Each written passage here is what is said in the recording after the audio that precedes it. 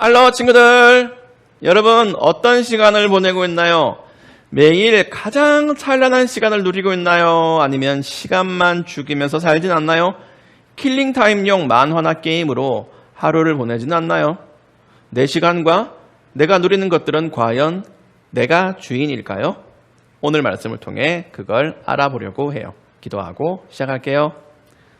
하나님 아버지, 저희 삶에 들어오는 말씀을 경험하게 해주세요. 머리와 영혼이 말씀에 젖어들게 해주세요. 예수님의 이름으로 기도드립니다. 아멘. 오늘 제목이 빵빵하게 채우시는 하나님이잖아.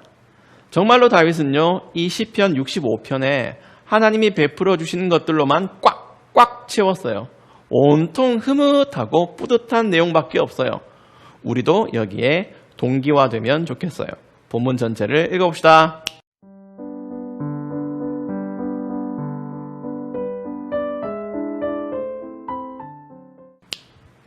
오늘 우리는 구원자, 통치자, 공급자이신 하나님을 만날 거예요. 1절부터 4절 첫 문단에서 하나님은 성전에서 우리를 용서하시는 분이고, 5절부터 8절 둘째 문단에서 하나님은 만물의 창조주이시면서 통치자이세요. 셋째 문단 9절부터 13절에서 하나님은 모든 필요를 적절히 공급하시는 분입니다. 3문단을 보니까 추석삘이 좀 나죠? 풍년이 하나님의 은혜라며 찬양해요. 그래요. 이 시편은 추수를 감사할 때 부르는 노래입니다. 사람이 보통 등 따시고 배부르면 끝이라고 하잖아. 다윗이 보기에 자기들이 그런 상태인 거지. 그러나 단지 그뿐일까? 풍년이어서 빵빵한 은혜라고 하는 걸까? 그게 아니라는 걸 이제 1문단을 통해서 알아보자. 1문단 제목은 죄를 용서하시는 하나님이에요. 1, 2절에서 사람들이 하나님을 찬양하겠다고 해요. 왜냐? 3절에 우리가 죄 가운데 빠져 헤매일 때에 주는 우리 죄를 모두 용서하셨습니다 라고 하죠. 하나님께 나아가는 사람들은 이 두 가지를 알아야 합니다.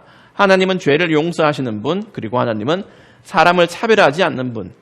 이스라엘만 사랑하지 않으시고 모든 사람을 용서하길 원하세요. 그 은혜 때문에 2절에 모든 민족들이 주께 나올 수 있어요. 하나님이 허락하시니까 가능한 거지 본래는 절대 안 돼요. 죄인 마음대로 하나님께 나아갈 수 없어요. 용서를 받아야 돼요. 이걸 꼭 기억합시다.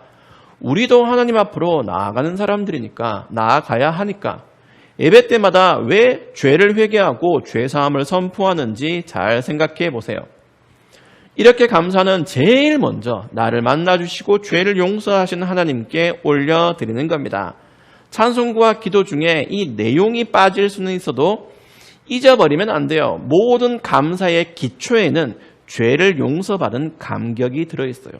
예배 자체가 벌써 큰 감사의 시작입니다. 이건 영혼의 만족이라고 할 수 있죠. 하나님이 아니면 할 수 없는 일, 사람이 사람의 죄를 용서한다? 재판으로 가능할 수는 있어도 근본적인 죄 문제를 해결 못해요. 합의는 할 수 있어도 죄 용서는 안 돼요. 모든 사람은 성전에서 용서하시는 하나님을 만나야 합니다. 그러나 하나님은 거기서 그치지 않으세요. 수요일에는 영혼 만족이 우선이라고 했잖아. 그렇다고 하나님이 우리 육신에 관심이 없으시다고는 하지 않았어요.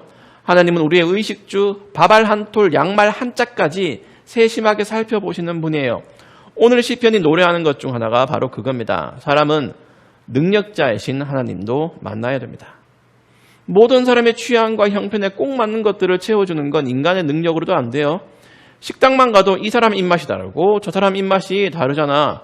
그래서 우리가 어떤 민족입니까? 의 평점을 5점으로 유지하는 게 그렇게 어려운 거야. 그런데 의식주 3종 세트와 삶의 다양한 필요까지 책임지는 인간이 있다가? 없어요. 절대 없어. 하나님만 가능하시지. 이 문단에서 그분은 천지 만물을 지으시고 통제하시고 다스리시는 분이니까. 그래서 5절에는 주께서 땅끝 모든 사람들의 희망이시며 먼 바다 끝에 사는 사람들의 소망이시라고 고백해요. 그 시대 사람들의 상상력으로 먼 바다 끝이 세상의 끝이었어. 그렇다는 건 전 세계 모든 사람이라는 말이야. 하나님이 얼마나 위대하시고 세심하신지 6절에 산들을 만드시고 데코도 하셔요. 7절에 으르렁대는 바다와 파도 소리도 잠재우셔. 심지어 세상 나라들의 소동까지 셧업하게 하시는 분이야. 하나님이 얼마나 위대하신지 8절에 땅 끝에 사는 사람들, 다시 말하면 온 세상 사람들이 주가 이루신 놀라운 일들의 두려움을 느껴요. 스케일이 넘사벽이야. 사람이 만든 어떤 건축물도 업적도 다른 사람을 두렵게 못 만드는데 하나님이 건축하시는 온 세상은 세밀하게 조정하시는 구름과 바다와 해달별의 움직임은 사람들 속에 경외심을 불러일으킵니다. 8절 뒷부분에 새벽이 시작되고 다시금 저녁이 되죠. 땅끝이 모든 공간이라면 새벽과 저녁은 모든 시간을 뜻해요. 그래요. 하나님은 시공간을 초월해 모든 존재들의 경외와 그 경외를 넘어 찬양을 받으시는 분입니다. 그래서 수천 년 전 다윗의 노래로 2021년에 우리 역시 하나님께 감사와 경외와 찬양을 올려드릴 수 있어요. 우리 역시 죄를 용서받고 하나님의 놀라운 능력으로 보살핌을 받고 3분단에서 빵빵하게 채워주시는 은혜를 누리니까. 시편 65편에서 가장 역동적인 3분단을 다시 읽어봅시다.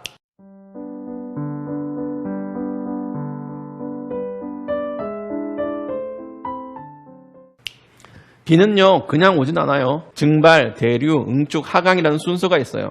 과학적으로 이렇게 풀어낼 수 있는데 옛날 사람들은 간단히 하늘의 은혜라고 했어요. 하나님을 아는 사람들은 이걸 하늘을 만드시고 다스리시는 하나님의 은혜라고 정확하게 표현하죠. 3분단은요 농사의 모든 과정에 그렇게 개입하시는 하나님을 잘 보여줍니다. 하나님은 물을 주시고 땅을 기름지게 하시고 곡식을 자라게 여물게 하시고 밭고랑과 이랑을 채우시고 땅을 황금벌판으로 만들어주세요. 사람들은 질소, 거름, 수분, 삼투압, 허수아비, 김매기 등 자연현상과 과학, 농부들의 수고로 이루어진다고 믿지만 우리는 그 일들조차 하나님이 다스리시는 영역이라고 고백해요. 그래서 마지막에 기쁨의 노래가 온 하늘에 하하해 흐크크크 메아리신다고 해요. 농사뿐인가? 세상 모든 일이 그렇게 흘러갑니다. 하나님은 단순히 영적인 만남만 좋다 하시고 예배만 받으시는 분이 아닙니다. 우리와 함께 하시며 생활 속에서 돌보시고 그 안에서도 감사와 찬양받기를 좋아하셔요. 용서하시는, 다스리시는, 채워주시는 하나님을 만났습니다. 여러분은 이 하나님을 믿으며 어떻게 살래요?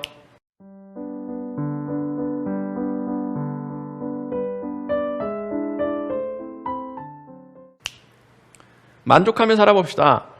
사람은 만족을 잘 몰라. 라면 한 젓가락 먹으면 냄비채로 빼앗아 먹고 싶지. 하나님이 한 박스를 주셔도 한 트럭을 안 주셨다고 불평할 존재야. 하나님이 꼭 맞게 빵빵하도록 채워주셨는데 내가 보기엔 아니야. 나는 불편해. 그러지 말자고요. 하나님이 우리 필요를 공급하신다는 건 우리 각자의 욕심대로 냉장고를 꽉꽉 채워주시겠다는 의미가 아니에요. 빵빵하게 채우신다고 필요 그 이상을 욕심내는 건 안 됩니다. 내 시간, 내가 누리는 모든 건 만물의 주인이신 하나님이 빌려주신 것들입니다. 이걸 잊지 마세요. 바울 선생님은 지병이 있어서 평생 전도를 열심히 하셨는데 그 병 때문에 많이 불편했어요. 열심히 기도했어. 고쳐주시면 더 열심히 사역할 수 있겠다고. 그러나 하나님은 내 은혜가 네게 족하다고 말씀하셨어요. 바울에게 하나님이 빵빵하지 않으셨나? 아니요. 충분히 주셨어요. 딱 거기까지 채우셨어요. 우리도 그렇게 믿으며 삽시다. 내 손에 부족한 것 투성이어도 사실은 그게 하나님의 섬세한 보살핌이에요. 내가 깝깝한 건 욕심껏 다 갖고 싶어서 그런 겁니다. 거기선 감사가 나올 수가 없겠죠? 어떻게 감사하며 살지 고민하며 하루하루 할 수 있는 최선의 감사와 찬양을 하나님께 올려드리세요. 기도합시다. 하나님, 지금 저의 상황, 문제, 모든 것이 하나님의 채우심이라고 고백하며 만족하며 살게 해주세요. 예수님의 이름으로 기도드립니다. 아멘. 여러분 얼굴 찡그리지 말고요. 빵긋빵긋 웃으며 행복하게 잘 지나다가 우리 다음 큐티 시간에 다시 만납시다.